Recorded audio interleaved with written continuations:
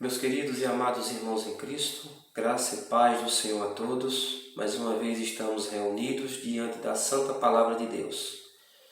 E nesse momento eu vou dar continuidade ao estudo do Salmo 132, o qual iniciamos ali na semana passada, onde naquela ocasião estudamos a primeira parte desse 13º Salmo de romagem, do Salmo 132. Vimos ali então do verso 1 até o verso 10. E hoje vamos estar estudando a segunda parte deste salmo, que vai dos versos 11 até o verso 18. Mas antes de eu começar a leitura do verso 11 ao verso 18, eu queria relembrar rapidamente alguns pontos importantes que vimos ali na semana passada, na primeira parte do Salmo 132. Então, meus irmãos, eu já os convido a colocar seus olhos no Salmo 132, nos 10 primeiros versos, o qual agora iremos fazer uma breve revisão. Em primeiro lugar, meus irmãos, no Salmo 132 ali, do verso 1 até o verso 5, vimos ali o salmista ele lembrar ao Senhor o juramento que o rei Davi havia feito no passado. Pois o rei Davi ele jurou ao Senhor que não iria descansar até que ele viesse encontrar ali uma morada, um lugar para o Senhor. Em segundo lugar, meus irmãos, semana passada vimos ali que este juramento que o rei Davi faz ao Senhor tinha como propósito adorar ao Senhor, tinha como propósito prestar culto ao Senhor.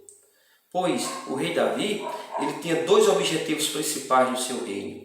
O primeiro era de trazer a Arca da Aliança para Jerusalém. E o segundo objetivo era de construir ali um templo para o Senhor, uma casa para o Senhor. O primeiro objetivo foi conquistado pelo rei Davi. Já o segundo, o rei Davi, ele não conseguiu ali realizar, pois só quem construiu uma casa para o Senhor, alguns anos depois, foi o seu filho, o rei Salomão. Mas, meus irmãos, temos aqui que o rei Davi, ao trazer a arca para Jerusalém, o que ele faz, né? Ele adora ao Senhor. E isso está no nosso segundo ponto, que vai do verso 6 ao verso 7, que estudamos semana passada. Onde no verso 7 ele diz, né? Entremos na sua morada. Ele quer dizer aqui, entremos na sua tenda. Não é? Pois Davi ele faz uma tenda ali, quando ele é rei, e coloca a Arca da Aliança, a qual representava ali a presença do Senhor. Ele coloca a Arca da Aliança dentro dessa tenda. Sendo assim, o que ele faz? Ele convida todo o povo de Deus para adorar o Senhor ali, não é? Ante o estrado de seus pés, ou seja, uma adoração com reverência ao Deus Todo-Poderoso. Do verso 8 ao verso 10, em terceiro lugar, o salmista ele faz o que aqui? Ele passa a fazer uma oração ao Senhor e ele clama ao Senhor que o Senhor venha estar diante do seu povo, né? Que a presença do Senhor venha estar ali no meio do seu povo. Quando ele diz aqui no verso 8, levanta-te, Senhor, e entra no lugar do teu repouso, ele quer dizer, Senhor, vem sobre nós, Senhor, permanece sobre nós. Já no verso 9, quando ele diz, vistam-se de justiça os teus sacerdotes, e exulta os teus fiéis, ele quer dizer, Senhor, vem sobre nós e santifica o teu povo, Senhor. Santifica os líderes, os sacerdotes, santifica eles, Senhor. Já no verso 10, ele diz, não é, por amor de Davi, teu servo, não despreze o rosto do teu ungido. Ele diz o que é aqui? Senhor, olha para Davi, o que ele fez, pois ele jurou ser fiel a ti. Ele jurou em trazer a Arca da Aliança, e ele trouxe, e assim ele te adorou. Olha para Davi, Senhor, e não despreze o teu ungido, ou seja, não despreze o teu povo, Senhor. Vale ressaltar, meus irmãos, que no tempo do salmista aqui, quando ele elaborou este salmo, ele tinha como grande referência o rei Davi ali. Mas, como bem sabemos, o rei Davi, meus irmãos, ele não foi um rei ali, não é? Santo. Ele pecou. Então, nos nossos dias, a nossa referência para chegarmos diante de Deus em oração não é Davi, não é Abraão, não é Jacó, mas Jesus Cristo.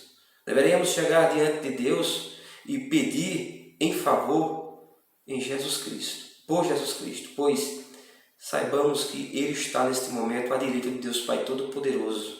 Ele venceu a morte e Ele intercede por nós. Amém, meus irmãos?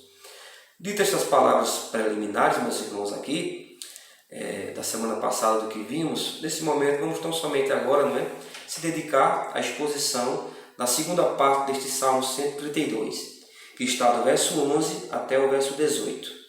E eu, neste momento, vou estar lendo estes versos e peço aos meus irmãos que estão nos seus lares que me acompanhem na leitura, que nos diz assim: O Senhor jurou a Davi com firme juramento, e dele não se apartará. O rebento da tua carne farei subir para o teu trono. Se os teus filhos guardarem a minha aliança e o testemunho que eu lhes ensinar, também os seus filhos se assentarão para sempre no teu trono. Pois o Senhor escolheu a Sião, preferiu-a por sua morada.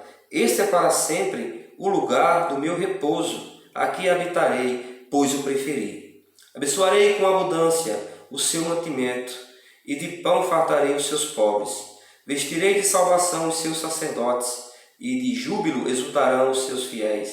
Ali farei brotar a força de Davi. Prepararei uma lâmpada para o meu ungido. Cobrirei de vexame os seus inimigos, mas sobre ele florescerá a sua coroa. Vamos orar neste momento pela leitura da Santa Palavra de Deus. Nosso Deus que habita no céu, nosso Pai, nós te buscamos em oração neste momento, Senhor, e te pedimos mais uma vez que o Senhor fale aos nossos corações por meio da tua palavra.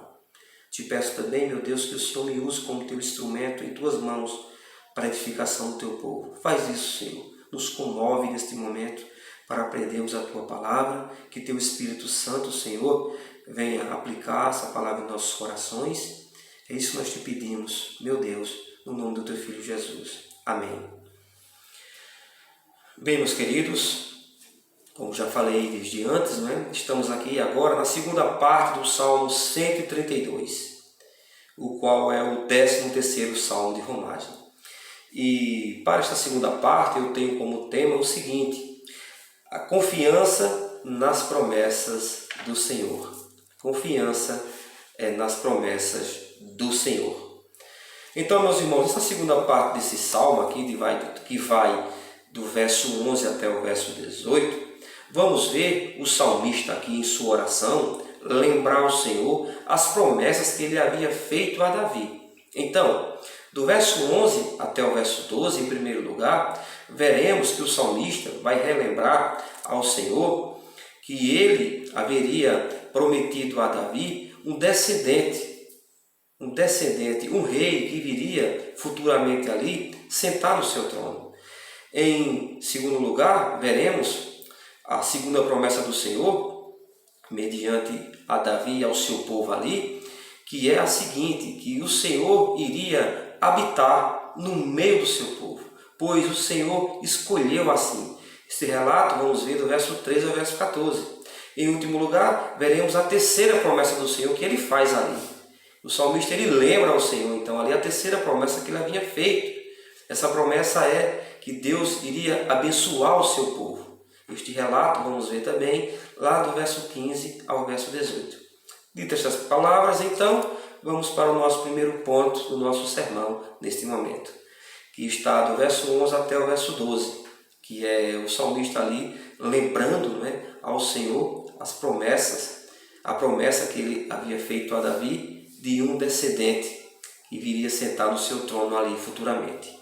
Então, meus irmãos, colocando nossos olhos já no texto que lemos da palavra de Deus, no verso 11, veremos o seguinte aqui, o salmista dizer assim: o Senhor jurou a Davi com firme juramento.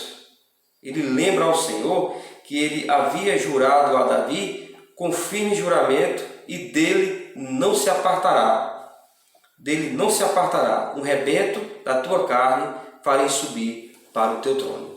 Quando o salmista diz aqui, meus irmãos, que o Senhor jurou com firme juramento, isto indica que Deus havia jurado, meus irmãos, de firmeza, de verdade. Sendo assim, o rei Davi e toda a nação de Israel deveria tão somente confiar na palavra do Senhor, pois a palavra de Deus sempre se cumprirá. Deus sempre cumpre a sua palavra. Deus é verdadeiro. Deus, Ele é soberano. Ele é infalível. Ele é diferente de todos os homens que habitam na terra, pois todos os homens mentem, mas Deus é verdadeiro. Como bem nos diz o apóstolo Paulo, ali quando escreve a sua carta aos Romanos, no capítulo 3, verso 4, ele diz o seguinte, seja Deus verdadeiro e mentiroso todos os homens. E uma das principais características do Senhor é a verdade, pois Deus, Ele não pode mentir. Como o apóstolo Paulo também diz ali, quando ele escreve a Tito, capítulo 1, verso 2, ele diz o seguinte, na esperança da vida eterna, que o Deus que não pode mentir. Então, meus irmãos, o Deus que não pode mentir, Ele jurou a Davi que da sua descendência viria um rei, o qual iria reinar sobre o seu povo, sobre todo o seu povo. Onde ele diz aqui, não é? Um rebento da tua carne farei subir para o teu trono. Então, esse rei viria de fato da linhagem do rei Davi. E esta promessa, meus irmãos, que o Senhor fez a Davi, vamos encontrar com mais intensidade lá em 2 de Samuel, capítulo 7, dos versos 12 ao verso 13, e lá no Salmo 89, do verso 3 ao verso 4. Depois você confere na sua Bíblia aí este relato. E o que aprendemos aqui, meus irmãos? Aqui nesse verso 11, é que Deus, Ele sempre cumpre a sua palavra, pois o Senhor é verdadeiro. Já no verso 12, meus irmãos, aqui, veremos que o Senhor, Ele requer do seu povo obediência, pois o seu povo deveria ser fiel ao Senhor. Sendo assim, as suas promessas de um descendente iriam ser cumpridas. O que temos aqui no verso 12? Vamos ler o que o Senhor diz aqui. Se os teus filhos guardarem a minha aliança e o testemunho que eu lhes ensinar, também os seus filhos se assentarão para sempre no teu trono. O que o Senhor diz ali a Davi, né? Temos aqui, meus irmãos, princípios que o povo de Deus, que a nação de Israel ali, deveria cumprir. Deus, Ele dá ordem, Ele diz assim, Davi, da tua descendência virá um rei que vai se assentar no teu trono para sempre. Mas o povo precisa ser obediente. Sendo assim, a minha palavra vai se cumprir. Mas vale ressaltar, meus irmãos, como bem sabemos, que os reis que vieram após Davi, eles não foram fiéis, foram infiéis. Começando com o próprio filho de Davi, o rei Salomão. O rei Salomão, meus irmãos, ele começa o seu reinado até bem, mas após um tempo ali, ele se casa com mulheres ímpias, as quais o conduziram ali à idolatria, a adorar outros deuses. O filho também de Salomão, Jeroboão, ele vai praticar as mesmas obras do seu pai, a idolatria. E mais, ele chega até a fazer um bezerro de ouro ali e convida toda a nação de Israel a adorar esse bezerro. Ele chegou até a dizer que foi aquele bezerro de ouro, aquele Deus, né, entre aspas, aquele Deus ali que havia libertado seu povo do Egito. Então, meus irmãos, após Davi, aparecem vários reis que não cumprem essa ordenança do Senhor, essa ordem do Senhor, não foram fiéis aos mandamentos de Deus. Temos algumas exceções, claro, né, como o rei Josias e o rei Ezequias, mas a maioria dos reis ali, eles não cumpriram a palavra de Deus. E o que temos aqui, meus irmãos, agora? Será que as promessas do Senhor, meus irmãos, estão atreladas à vontade dos homens? Se o homem for infiel, não cumprir a palavra de Deus, Deus não vai cumprir o que havia prometido? Vale ressaltar, meus irmãos, aqui então, que o Senhor prometeu a Davi e toda a nação de Israel um descendente que iria reinar para sempre. Sendo assim, meus irmãos, independente da conduta do homem, o Senhor sempre vai cumprir a sua promessa. Pois Ele sabe, meus irmãos, que o homem, o Senhor sabe, o Senhor é soberano. Ele sabe que o homem, ele sempre vai falhar. Sendo assim, meus irmãos, o Senhor, Ele é fiel, mesmo o homem sendo infiel. E o que aprendemos aqui em primeiro lugar? No verso 11 e no verso 12 deste salmo. Aprendemos, meus irmãos, que o nosso Deus é fiel e a sua palavra sempre vai se cumprir. Como se cumpriu ali, não é? Onde ele disse ao rei Davi que da sua descendência viria ali um rei que iria sentar no seu trono para sempre. E tudo isto apontava para Cristo. E Cristo veio. Cristo veio. O anjo Gabriel, ele vai dizer a Maria ali, que o que estava ali no ventre dela era um descendente de Davi. Como ele diz lá em Lucas capítulo 1, 32 e 33, ó, o seguinte: esse será chamado Filho do Altíssimo. Deus, o Senhor, lhes dará o trono de Davi, seu pai. Ele reinará para sempre. O seu reino não terá fim. Então o anjo Gabriel ali, ele diz a Maria: Maria, o que está aí no teu ventre é o descendente de Davi, o qual Deus havia prometido, e este reinará para sempre. Então, meus irmãos, a promessa do Senhor se cumpre, e se cumpriu, como vimos ali em Cristo.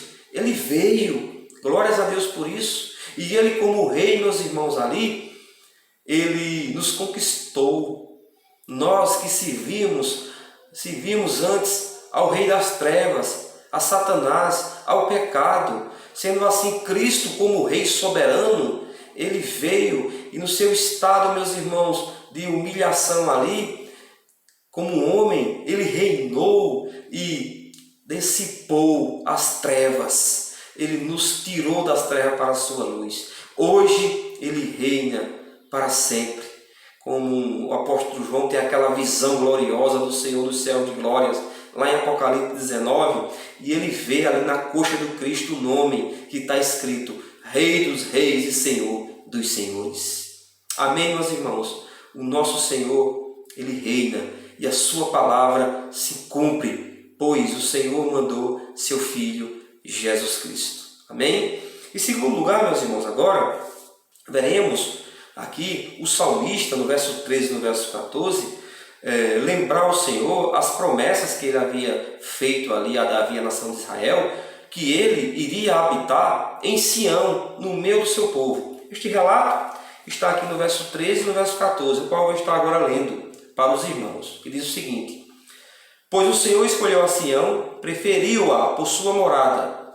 Este é para sempre o lugar do meu repouso, aqui habitarei, pois o preferi. Estes versos, meus irmãos, 13 e 14, nos mostram que a promessa do Senhor a Davi de manter sua descendência no reino está relacionada, sobretudo, meus irmãos, com o seu povo, com Israel, com a igreja, pois o Senhor diz que escolheu habitar em Sião, ou seja, entre o seu povo. No verso 14 aqui, meus irmãos, ele diz aqui, ó, o seguinte: este é para sempre o lugar do meu repouso. Ele diz que este é para sempre o lugar do meu repouso. No verso 13, ele diz, não é? Que escolheu a Sião e preferiu ali ser a sua morada. Então, quando ele diz aqui no verso 14, este é para sempre o lugar do meu repouso, meus irmãos, isto quer dizer que Sião, o templo, era um tipo ali da igreja do Senhor, a qual o Senhor iria habitar nela por meio do Espírito Santo. Vale ressaltar, meus irmãos, que Sião, ali, não é, onde o templo ficava, era um símbolo físico da presença do Senhor. E mais, né, o templo ele foi destruído em 586 ali, antes de Cristo, por Nabucodonosor. Então, quando o Senhor diz que vai habitar para sempre em Sião, isto não quer dizer que o Senhor iria habitar para sempre em paredes, em casas, não. O Senhor quis dizer ali tão somente que ele iria habitar para sempre na igreja, no seu povo, no meio do seu povo, dentro do seu povo, por meio do Espírito Santo. Ele quer dizer isso, em segundo lugar, aqui no verso 13 e no verso 14. E o interessante é que vamos ver que foi o Senhor que escolheu habitar ali em Sião, foi o Senhor que escolheu habitar entre nós. E o que aprendemos aqui, né? Aprendemos em segundo lugar, meus irmãos, nesse verso 13 e 14, que deveremos ser gratos ao Senhor, pois em meio a milhões de habitantes, Ele escolheu eu e você para sermos o lugar da sua habitação. Meus irmãos, isso é tão somente graça do Senhor. Isso depende tão somente dele. Foi Ele que escolheu. Ele preferiu amar a mim e a você. E o que fizemos de bom para o Senhor nos escolher? Nada. Isso é tão somente graça, um favor não merecido. Meus irmãos, deveremos sempre ser gratos ao Senhor. Louvado seja Deus por isso, pois estávamos perdidos de caminho ao inferno e Ele nos escolheu. Glórias a Deus por isso. A Bíblia nos diz, meus irmãos, que a igreja, nós somos a casa de Deus. O apóstolo Paulo, quando escreve ali a 1 Timóteo, capítulo 3, verso 14 e 15, diz o seguinte, escreva-te estas coisas, esperando ir ver-te em breve, para que, se eu tardar, fique ciente de como se deve proceder na casa de Deus, que é a igreja do Deus vivo, coluna e baluarte da verdade. A Bíblia também, meus irmãos, nos diz que Deus habita na igreja, isto é, nos crentes, por meio, meus irmãos, da terceira pessoa da Trindade, que é o Espírito Santo, o qual é Deus. Jesus diz o seguinte, Jesus diz esta verdade aos seus discípulos, lá em João, no capítulo 14, verso 17. Ele diz o seguinte, o Espírito da verdade habita convosco e estará em vós. O apóstolo Paulo, meus irmãos, ainda é mais preciso sobre esta questão, quando ele diz ali, aos Coríntios, lá em 1 Coríntios 3,16, diz o seguinte, não sabeis que sois santuário de Deus e que o Espírito de Deus, ou seja, o Espírito Santo, habita em vós? Então, meus irmãos, o Senhor habita em nós, por meio do Espírito Santo. Lá em Efésios, capítulo 1, verso 13 e 14, vamos ver ali que o apóstolo Paulo diz que nós fomos selados pelo Espírito Santo. Ele nos selou, ou seja, fomos comprados por Deus. O Espírito Santo nos regenerou. Hoje estamos guardados, somos casa de Deus e o maligno não nos toca. Hoje estamos protegidos. O que nos resta tão somente é o céu de glória. Tudo isto por amor do Deus poderoso, o qual nos deu o descendente de Davi, Jesus Cristo, o qual subiu aos céus e o Espírito Santo desce e hoje Ele habita em nós. Seremos gratos ao Senhor, meus irmãos. A maior maravilha que conseguimos não é?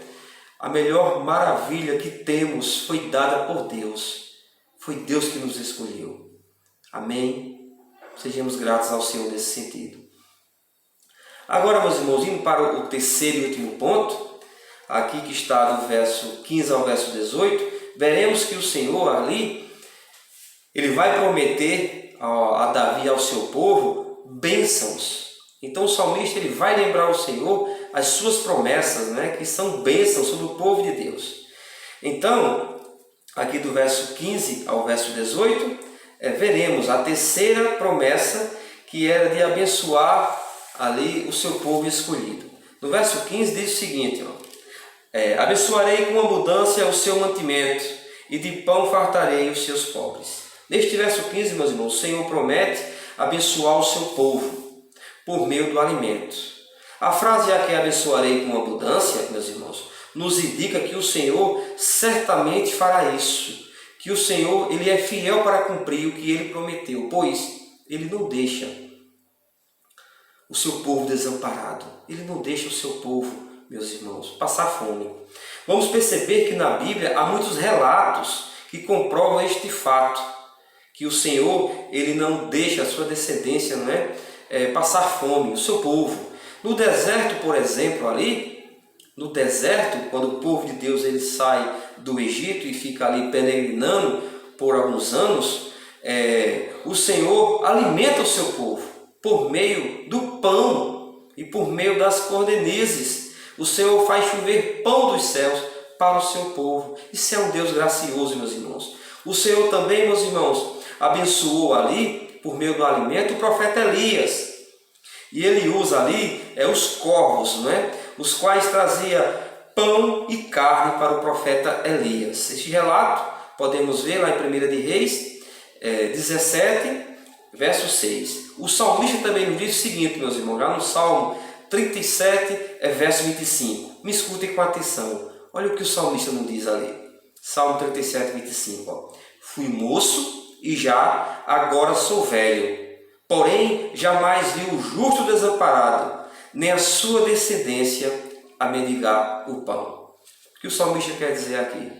Que ele já foi jovem e agora está velho, mas ele nunca viu a descendência do Senhor mendigar o pão. Então, meus irmãos, esta promessa do Senhor foi manifesta ainda com mais clareza com Cristo, o Deus encarnado, o qual alimentou uma grande multidão com pão.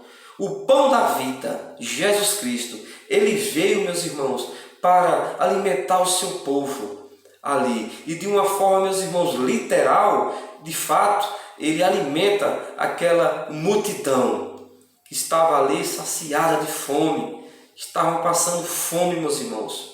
E o Senhor, ele, através de sua misericórdia, ele mata a fome daquele seu povo, como bem sabemos, não é? Ele multiplica os pães ali. E este relato podemos ver nos 4 evangelhos, nos sinóticos e também no evangelho de João. Este relato aqui tão importante, o pão da vida, Jesus Cristo, como ele diz lá em João 6,35, né? Ele veio para alimentar o seu povo, tanto no sentido literal, como também no sentido espiritual. Indo para o verso 16, meus irmãos, aqui, vamos ver que o Senhor promete abençoar agora os sacerdotes, os pastores, por meio da santificação. E temos aqui, meus irmãos, a resposta da oração, né, que o salmista fez ali no verso 9. Vale ressaltar que lá no verso 9, o salmista ele pede ao Senhor que ele viesse ali vestir de justiça os sacerdotes.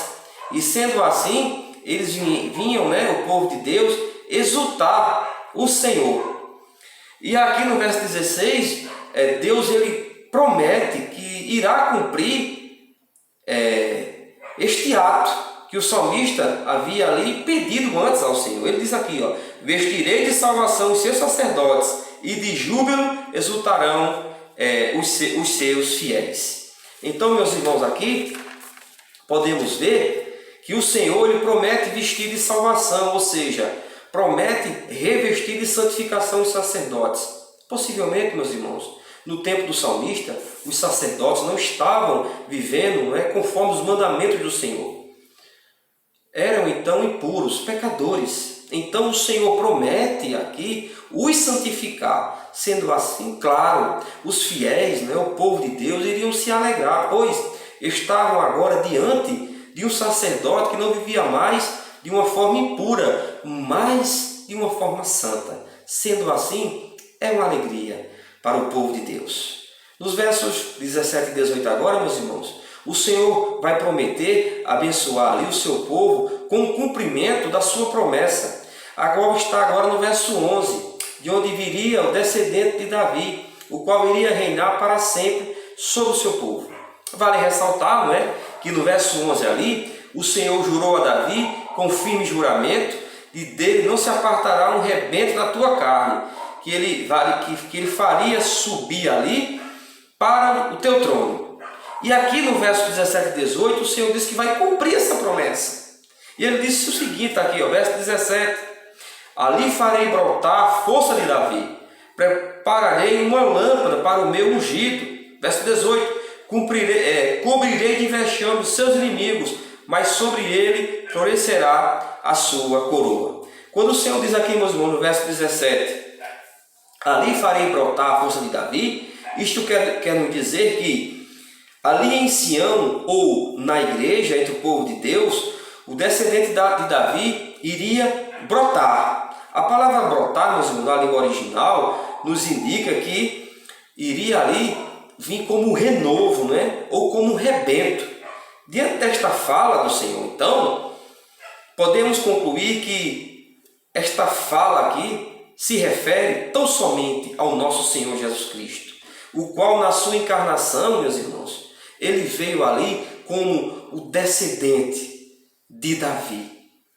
E este relato, meus irmãos, os profetas Isaías e Jeremias ali, eles vão nos contar, mediante ali, os seus livros. Por exemplo, Jeremias, no capítulo 11, verso 1, diz o seguinte, do trono de Jessé sairá um rebento, e das suas raízes um renovo. Jeremias nos diz o seguinte também, 23, verso 5, eis que vem dias, diz o Senhor, em que levantarei a Davi um renovo justo, e rei que reinará e agirá sabiamente, executará o juízo e a justiça na terra. Lá em Apocalipse, capítulo 5, verso 5, nos diz que Jesus Cristo é a raiz de Davi. Meus queridos irmãos, aqui no verso 18, meus irmãos, ou seja, ainda no verso 17, continuando, ele diz o seguinte, prepararei uma lâmpada para o meu ungido. O que isso quer nos dizer? Isso quer nos dizer, irmãos, que Jesus, ele veio como a luz do mundo. E como uma lâmpada em meio à escuridão, Jesus veio, meus irmãos, resplandecendo sobre as trevas. Ele veio trazer luz para os que estavam em trevas, para aqueles que estavam em pecado. Como diz ali no Evangelho de João, capítulo 1, verso 5, a luz resplandece nas trevas. Agora sim, no verso 18, diz o seguinte, cobrirei de vexame os seus inimigos, mas sobre ele florescerá a coroa. Este verso 18, meus irmãos, aqui diante desse verso 18, vamos perceber aqui que isto se refere a Cristo, a sua caminhada aqui na terra, onde ninguém atrapalhou o seu reinado, nenhum inimigo, nem Satanás, nem o pecado, nem os falsos religiosos puderam, ou seja, atrapalhar o reinado do Messias. Pois, como rei, meus irmãos, ele foi fiel e fiel até a morte. Ele foi santo, ele foi justo, ele cumpriu todos os mandamentos do Senhor. Ele foi diferente de todos os reis que vieram antes dele. E o que aprendemos aqui, meus irmãos? Em terceiro e em último lugar, aprendemos, meus irmãos, que deveremos crer nas promessas do Senhor, pois ele, no verso 15 aqui, nos promete o alimento. Então, sejamos gratos ao Senhor.